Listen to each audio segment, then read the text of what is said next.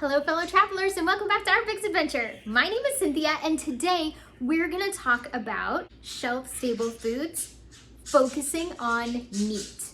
That's right, today we're gonna learn how to pressure can pork. I'm gonna go super slow for all you beginning preppers out there and all you first-time pressure canners. So if you're ready, press the like button and let's get to work. Mr. Biggs is the best canning assistant ever. He always chops up the meat in bite-sized pieces for me so that I can get them right into the jar quickly and makes my canning process so much easier. The first thing we're gonna do is wash our jars, just in hot soapy water. There's no reason to sanitize these jars because we're going to be pressure canning, but I do wanna make sure that I inspect the jars, make sure there's no chips, no cracks, nothing going on with the jar is in perfect condition before we put it in the pressure canner. So let's put you on time lapse and get some soapy water going. I prefer to use Blue Dawn dishwashing liquid. The first thing I like to do is to fill my pressure canner with water.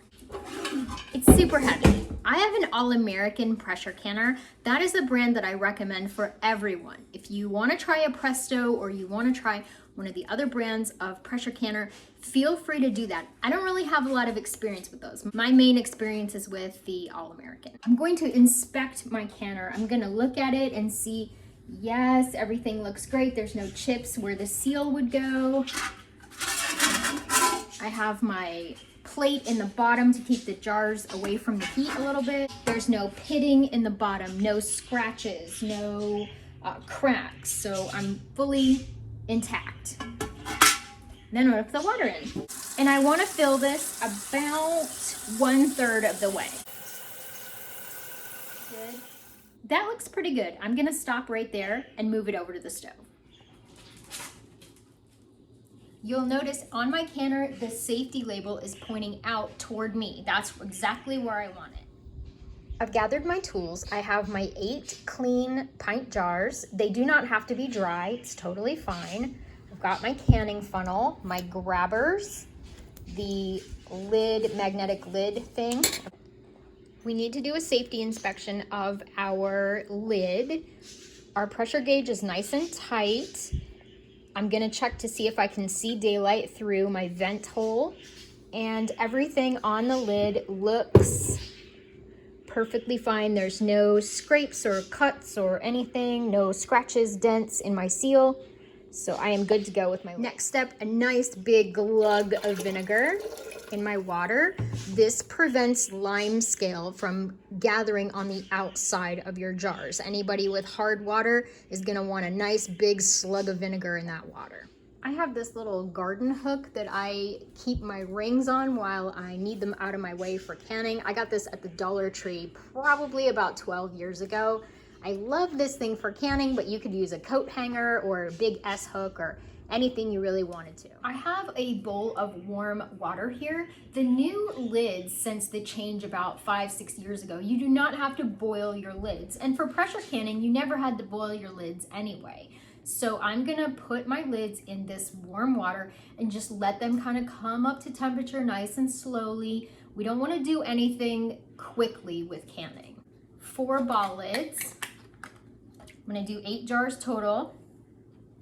2 of the pure canning lids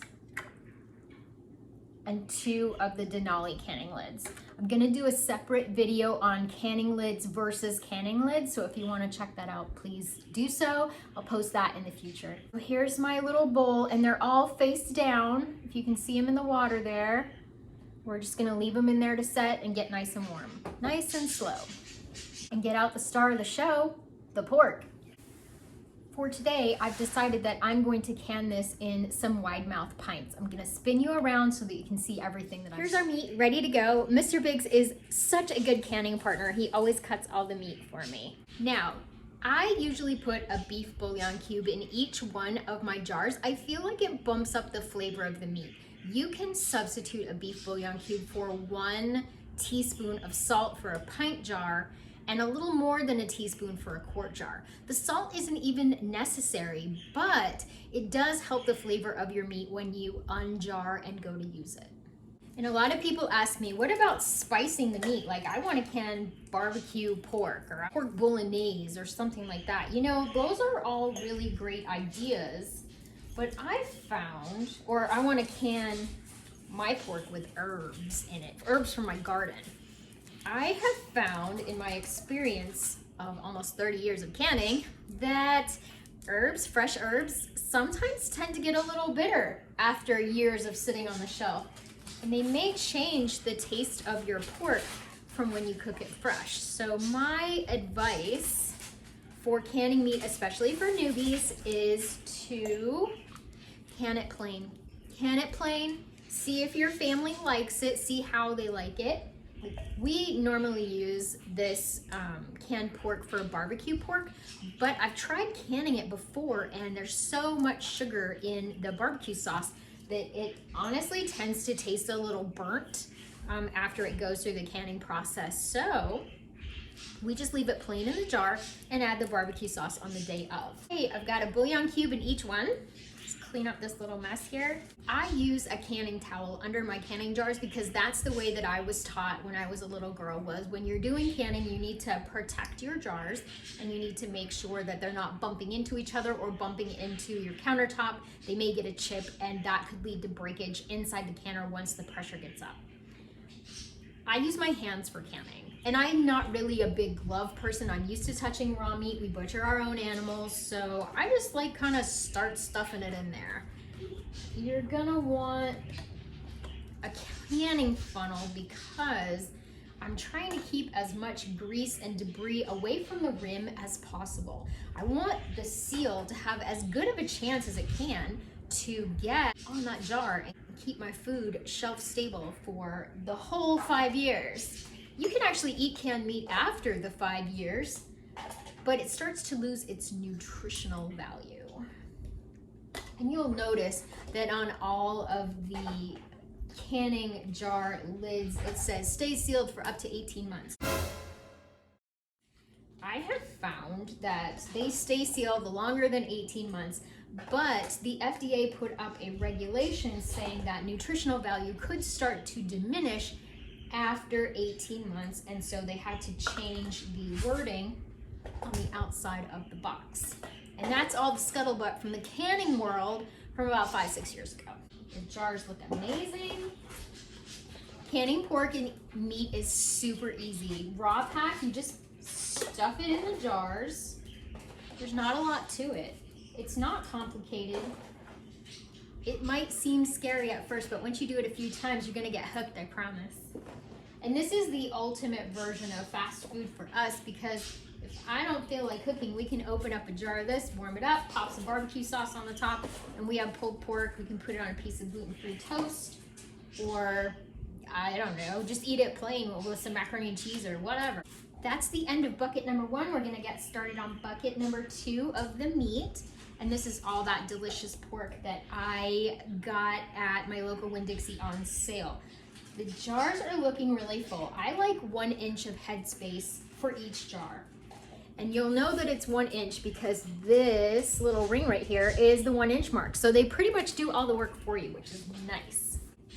Next step is we're gonna get the air out of the inside of the jar and see if there's room for any more meat in there. So you just take, not metal, something plastic or silicone, or wood, bamboo in this case, and you just kind of tamp down on the jar a little bit. Try to be careful that you don't get meat on the edges of the jar. One's got a little hook on it right there. And just kind of move the meat around a little. If you don't get out every air bubble, it's not the end of the world. But just kind of see, maybe if you've got a little air pocket in there, you can fit another piece of meat in there. You want your jars to be nice and full. They stay better on the shelf that way.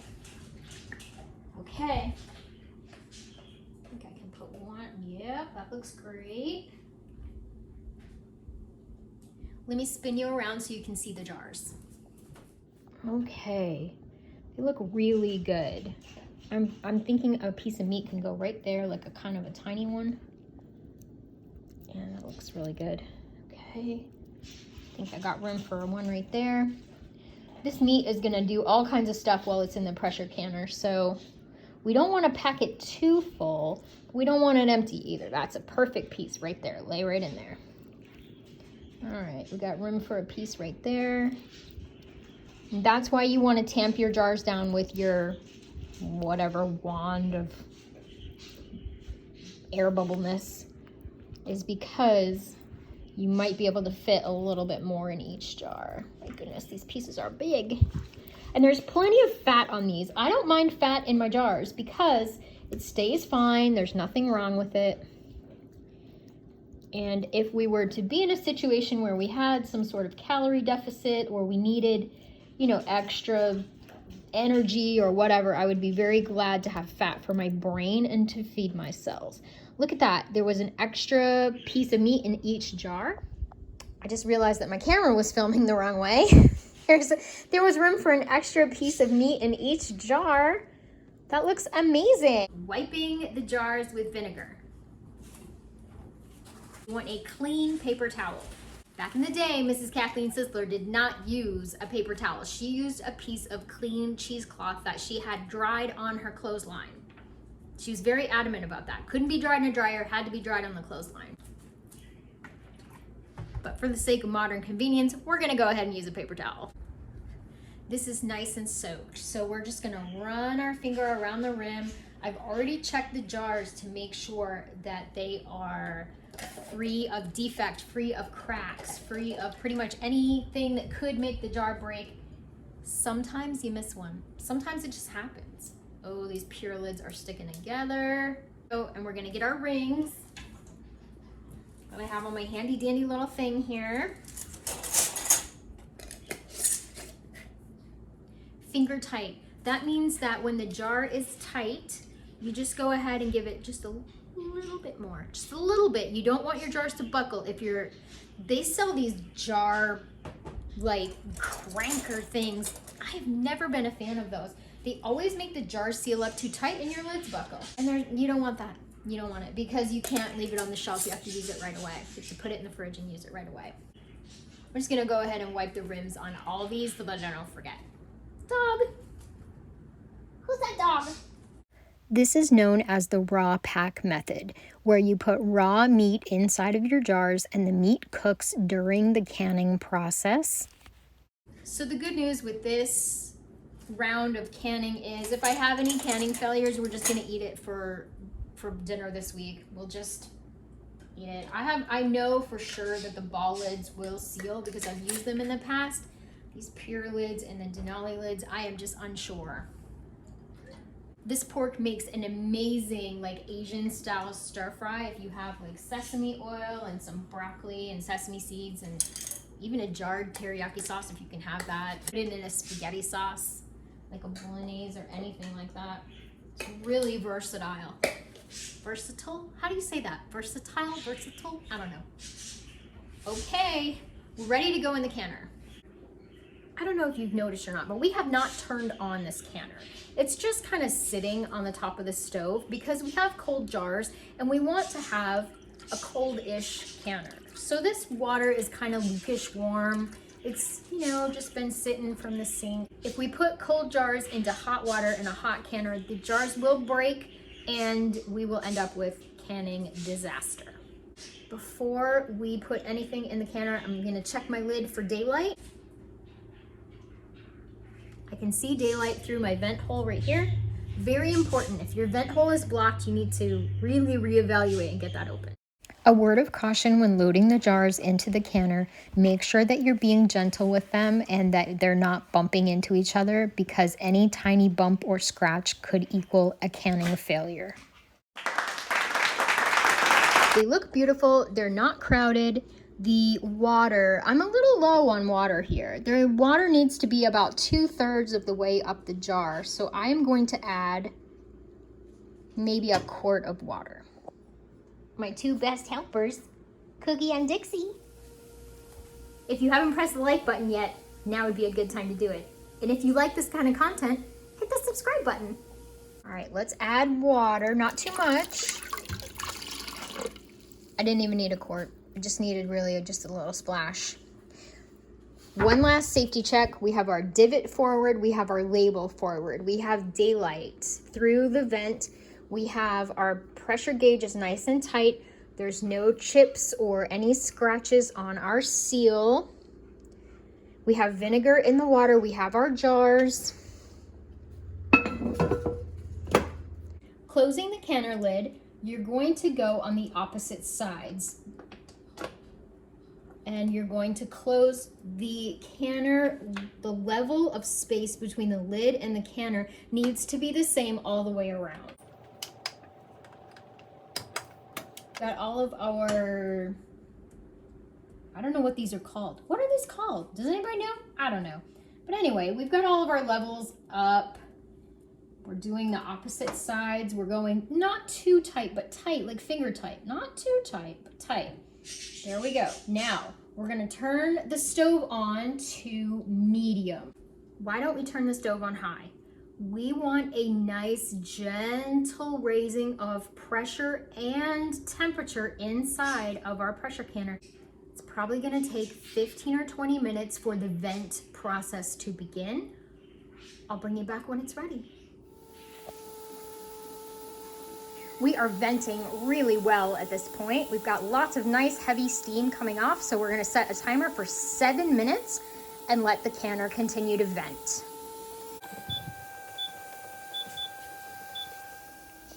The timer is at 0 and it is time to put our weight on the pressure canner. 10 pounds of pressure. We're gonna wait for the canner to come up to 10 pounds of pressure. It's been about an hour. Here in Florida, I can at 10 pounds of pressure for 75 minutes pints, 90 minutes quarts. That's a super important piece of information for people who are attempting to pressure can for the first time. You need to check with a canner in your area or your local canning extension to find out what the pressure is for your state and elevation. If you do a lower pressure at a higher elevation, your food will not stay good in the jars. This is a really important step, so don't skip it. Don't. We're just gonna wait for our canner to come up to pressure and I'll bring you back. It's been about an hour. We are at 10 pounds of pressure. The little gauge is rocking just like it's supposed to.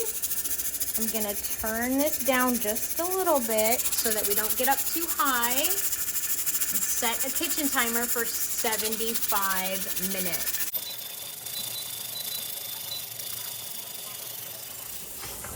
Every time I press record, Dixie has to go and get a big drink. I'm gonna stay in the kitchen for the next 75 minutes. I'm gonna work on my computer, maybe fold some laundry, but you don't wanna leave your canner. You don't wanna leave that alone. You have to stay near your canner just in case. Little check-in, we're at 19 minutes, 45 seconds. We're still right on the money at 10 pounds of pressure, maybe almost to 11, but that's okay. It's 144. We've got our canner just one click below medium, nice even flame. So in about 20 minutes, we'll be ready to shut everything down. Timer just went off. We're gonna go ahead and turn the gas off. Now you may say to yourself, okay, it's done. Let's pull it out and do everything. Don't do that. Nope. We're gonna leave it alone. We're gonna let it cool all the way down on its own. We're just not even gonna touch it. We're gonna shut this light off and go take a nap. And it's 2:05 now. I wanted to make sure I noted the time. Thankfully, Cookie Lou is always down to take a Saturday afternoon nap. It's reveal time. The canner is warm, but not hot.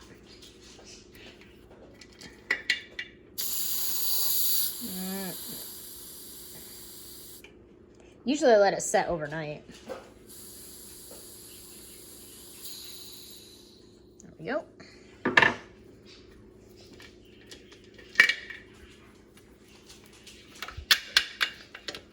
It doesn't matter which order you take these off in. Just to break the seal a little bit. It's hard to do this one-handed, y'all. There we go. Okay. All right. Not so bad. Balls, of course, look amazing. Because, you know, balls are always amazing. When I take the jars out of the canner, I put them onto a dish mat because it's nice and padded, and then wrap them in a towel. We ended up with 6 of the quarts of pork. These will be fantastic for pulled pork, and if we have company over, we can always pull out a quart jar instead of 2 pints. There's my pints. Ended up with 5 shelf-stable pints. My Denali lids had canning failure. Not happy about that. But this pure lid seems to be on there fairly tight. I'm going to use this jar first because I don't really trust those pure canning lids. But the ball canning lids are great. They just need to be washed and put on the shelf. That is how much pork I ended up with. These were 90 minutes each. Pressure can at 10 pounds of pressure. Thanks for staying until the end of the video. Hope you got something out of it. If you've never tried pressure canning before and you have questions for me, I'm always available by email at ourbigsadventure, all one word, @yahoo.com, or feel free to message me on Instagram because that's the best way to get me. Our Bigs Adventure, all one word, on Instagram. Thank you again, everybody. I hope that you are preparing and stocking up long-term shelf-stable meats for your family. Remember, life is an adventure, so enjoy your journey.